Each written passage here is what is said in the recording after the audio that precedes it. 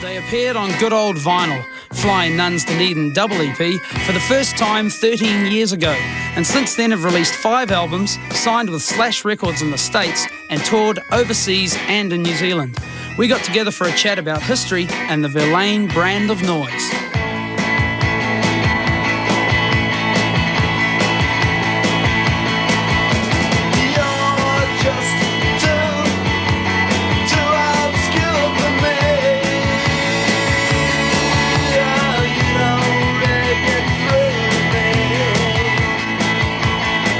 The Verlaines started,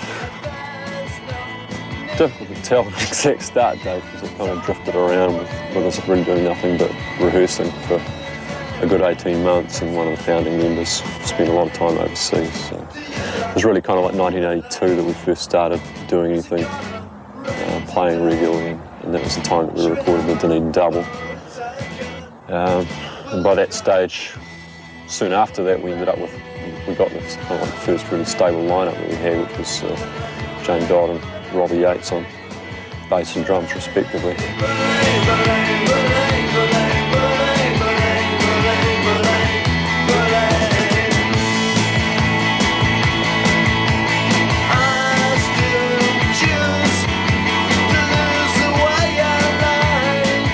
It was written from a collection of memories of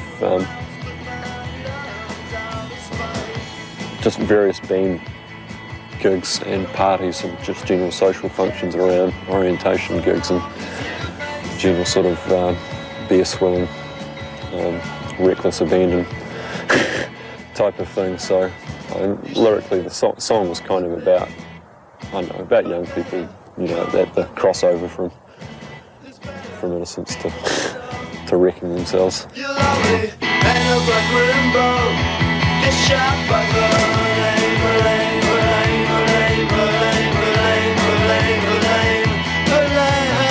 With that album, we pretty much looked at trying to make it almost as ununified product as possible.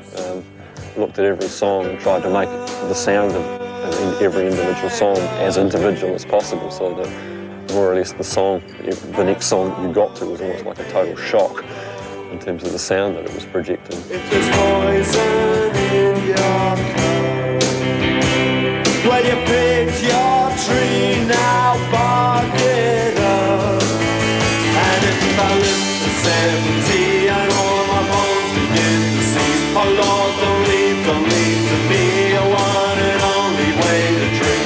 Especially after Bird Dog, Some Disenchanted Evening was we sort of wanted to do something that was stripped back after all the instrumental orchestral excesses of Bird Dog. We wanted to do something that was stripped back to something more like the 3-piece band, which is a nice idea, but I think in retrospect the material probably needed to have been fleshed out a lot more. It probably wasn't the best album to do as a 3-piece.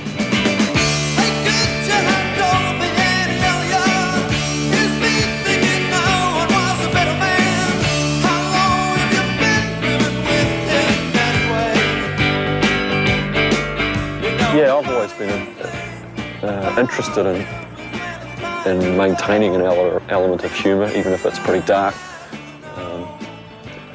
I know, certainly it was you know, especially Some Disenchanted Evening and Ready to Fly. I've been listening to a lot of Randy Newman over that time, and certainly on Some Disenchanted Evening there's certainly 1 or 2 Randy Newman-esque sort of songs on it. I've always found his sort of music, it's very humorous in the blackest kind of way, so to a certain degree I was trying to emulate that. I don't think got anywhere near it, frankly, but that's certainly what kind of thing that I was sort of interested in experimenting with at the time.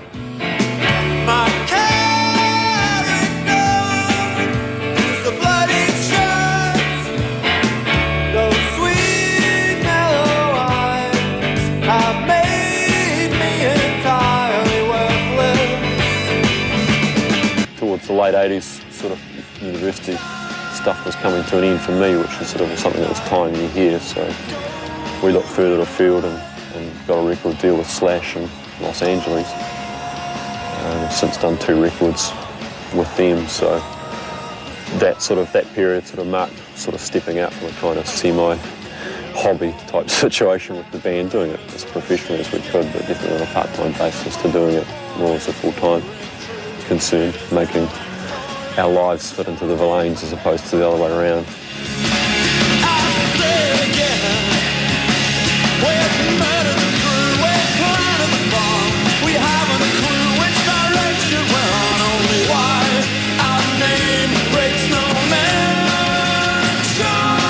Way out where we're all really proud of it, what we managed to achieve with that record.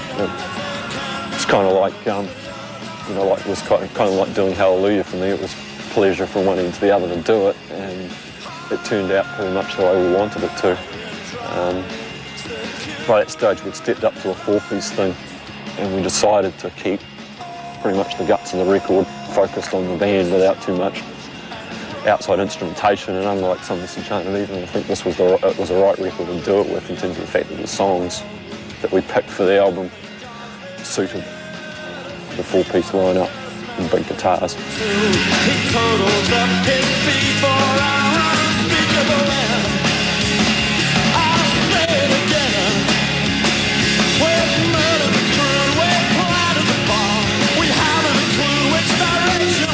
Ideally, that's what a great gig does for me, is if you see that people are obviously moving physically to it, and you really know that you're getting a real emotional point together, and some of the, the really big moments or the dramatic quiet moments, you can kind of hear a pin drop, or you can just feel people's breath being taken away by a big crescendo or something.